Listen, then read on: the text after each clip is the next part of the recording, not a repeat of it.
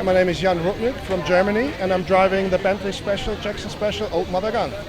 I never heard of this car and I never seen it. Tell me about the history of the car. Yeah, it's a Bentley Special. Usually the racing Bentleys are green, big, and have four seats in it.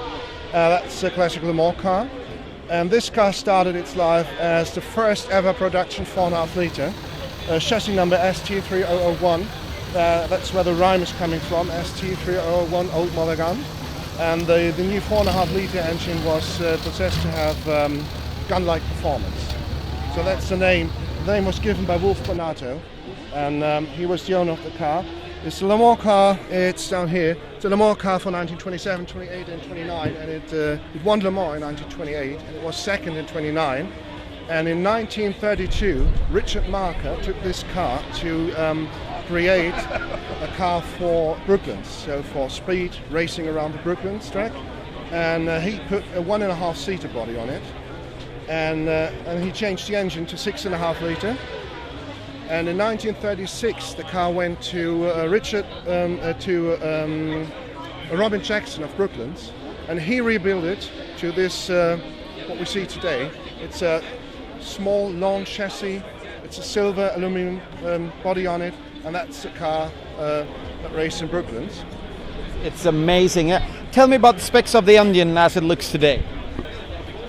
Specs of the engine. I mean, that's 8 litre, 4-cylinder, a Bentley 8 litre engine.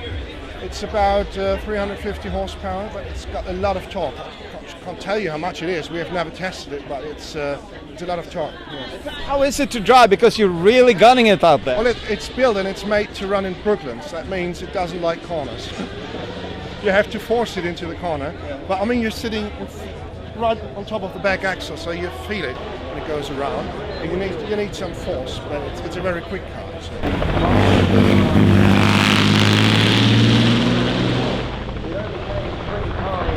And talking about force, what kind of brakes do you have? The car's got hydraulic brakes. Actually, when it was a Le Mans car, it had 4-wheel brake.